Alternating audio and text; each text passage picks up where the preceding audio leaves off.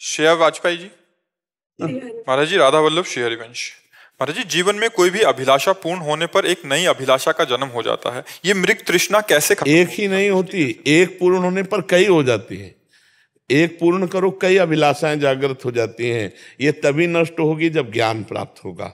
ज्ञान से संतोष होता है। बिनु संतोष ना काम न साही, अछत काम सुख सपने नाही। बिना संतोष के कामनाओं का नाश नहीं होता, और बिना का नाश हुए कभी विश्राम और शांति प्राप्त नहीं होती। त्यागात शांति अनंतरम, कामनाओं के त्याग से ही शांति की प्राप्ति होती है। अब इसके लिए भगवान का नाम जप करो, सत्संग सुनो, दूसरों की सेवा करो, जिससे आपके अंदर ज्ञान प्रकट हो। ज्ञान प्रकट होगा तो जैसे 2000 का नोट अभी अब आपको दें गड्डी भर कर कैसे, तो आपका बिल्कुल मन नहीं लगेगा, क्योंकि उनसे कुछ नहीं मिलने वाला।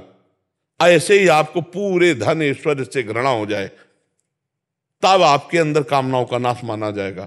क्योंकि धन के द्वारा भोग सामग्री मिलती है, इसीलिए धन की प्रधानता रहती है। और हमारे 4 पुरुषार्थ हैं, धर्म, अर्थ, काम, मोक्ष। धर्म के द्वारा कमाए हुए अर्थ से मोक्ष प्राप्ति की कामना तक पहुंचना है हमको। तो हमारी कामनाएं सीमित हो जाएं, हमारी कामनाएं ऐसी हो जाएं जो हमें मोक्षाभिलाषी बना दें। उसके लिए पहली बात है धर्म का पालन करना।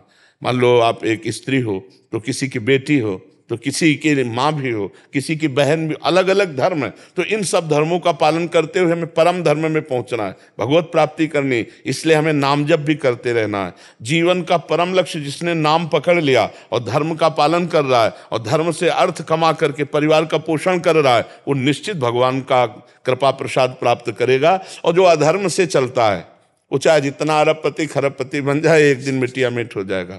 अधर्म का परिणाम अशांति, दुख, नाश ही है। धर्म का परिणाम शांति, सुख और अविनाशी पद है। इसलिए धर्म से चले, धर्म से कामनाओं का भोग करे। देखो, परपति से भाव करना पाप है, लेकिन अपने पति के प्रति भाव कर लेना धर्मयुक्त काम है। धर्म से विषय सेवन करना वो भगवान की प्राप्ति का मार्ग पुष्ट करता है। सब कामनाएं बाधक नहीं है, क्योंकि गृहस्थ धर्म है।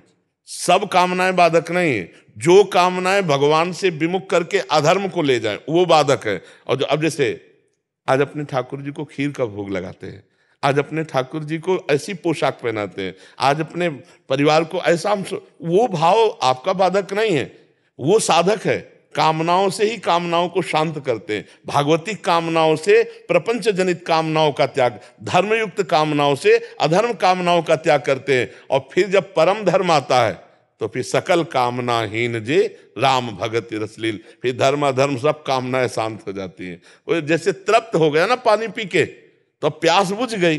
अब जन्म जन्म की जो प्यास आनंद की थी वो भगवान की कृपा से जब बुझी, तो अब कछुनाथ न चाहिए मोरे। जैसे केवट नहीं कह रहा भगवान से, कब? जब भगवान के चरण मिल गए, भगवान का दर्शन किया, तो कह रहा अब कछुनाथ न चाहिए।